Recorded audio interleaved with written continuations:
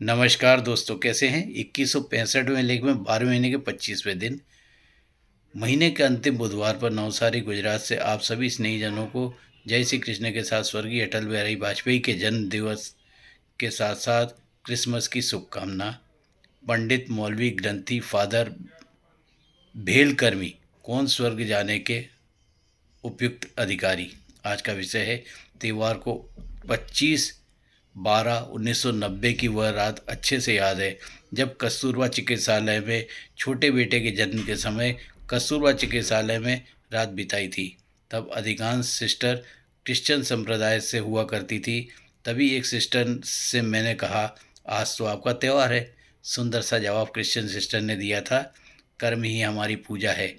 उसके त्यौहार पर पूरी तरीके से रात जागते हुए मुस्तैदी के साथ कार्य करते आपके मित्र ने स्वयं देखा था। आज उसी प्रसंग को याद करके भेल में कार्यरत भारत के अनेक राज्यों से आए हुए अपने भेल कर्मियों की समर्पण भावना को नमन वंदन अभिनंदन के उपरांत आज का लेख समर्पित कर रहा हूँ। चर्च में फादर, मस्जिद में मौलवी, ग्रंथी गुरुद्वारे में, पंडित मंदिर में पूजा अर्चना करते हुए अपना संपूर्ण जीवन समर्पित भाव से जिया।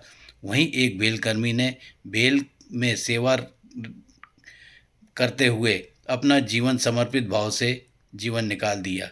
फादर, मौलवी, पंडित, ग्रंथी और भेलकर्मी एक साथ मृत्यु के पश्चात न्याय के देवता के पास पहुंचकर फादर बोले, मैंने संपूर्ण जीवन आपकी प्रे करने में निकाला।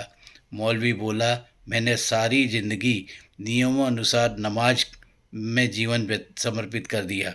ग्रंथी बोले, गुरुद्वारे की सेवा करते हुए मैंने अपना जीवन अर्पण कर दिया। पंडित बोले, मैंने मंदिर में पूजा अर्चना के अतिरिक्त कुछ और कार्य किया ही नहीं। भेलकर्मी बोला, माफ़ करना न्याय के देवता, मैंने तो अपना संपूर्ण जीवन भेल आवाज़ से कार्यस्थल और कार्यस्थल से आवाज़ जाकर पारिवारिक लोगों की आवश्यकता पूर्ति में ही जीवन समर्पित कर दिया।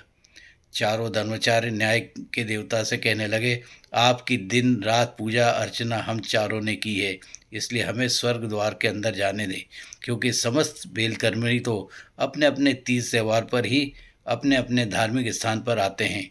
न्याय के देवता बोले, मैं तुम धर्माचार्यों से को एक कार्य देता हूँ, आप उसे पूरा करके मेरे पास आ जाओ।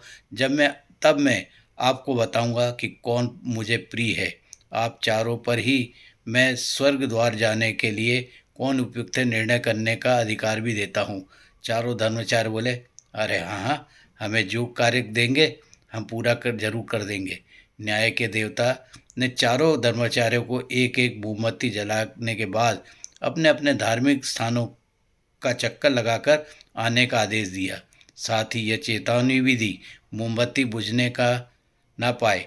चारों धर्माचार्य ने मोमबत्ती जलाने के उपरांत अपने अपने धार्मिक स्थानों को सफलतापूर्वक चक्कर लगाकर न्याय के देवता के सामने आ गए। अब न्याय के देवता बोले, आपने पूरा चक्कर लगाया? चारों धर्माचार्य बोले, मोम हाँ, मोमबत्ती एक बार भी बुझी? तो चारों धर्माचार्य बोले, नहीं। तब न्याय के देवता ने पूछा, आपने चक्कर लगाते समय मुझे कितनी बार याद किया?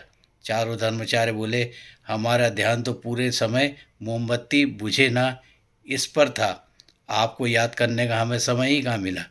न्याय के देवता बोले, यह भेलकर्मी दिन और रात इस दिन भर कड़ी मेहनत करता है, फिर भी दोनों समय सवेरे और शाम को भोजन करने के पहले और भोजन करने के बाद मुझे प्रार्थना स्वरूप जरूर याद करता है।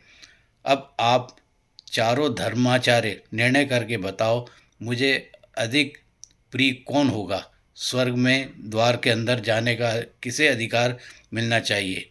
त्योहार का मानना है, आप किसी भी धर्म का मानते हो और कोई भी काम करते हो, आप अपने कर्म करते हुए अपने इष्ट का कर्म स्थान से ही याद कर लें तो भी आप इष्ट आपके खुश हो जाएंगे।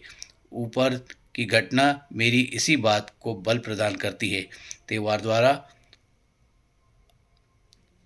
बुधवार मंगलमय हो, इसी मंगल कामना के साथ उन अनजानी भेल सिस्टरों को आज के दिन नमन वंदन अभिनंदन के साथ एक बार पुनः स्वर्गीय अटल बिहारी वाजपेयी के जन्मदिवस एवं क्रिसमस की शुभकामना और श्री गणेशाय नमः के उपरांत जय श्री कृष्ण के पश्चात नमस्कार।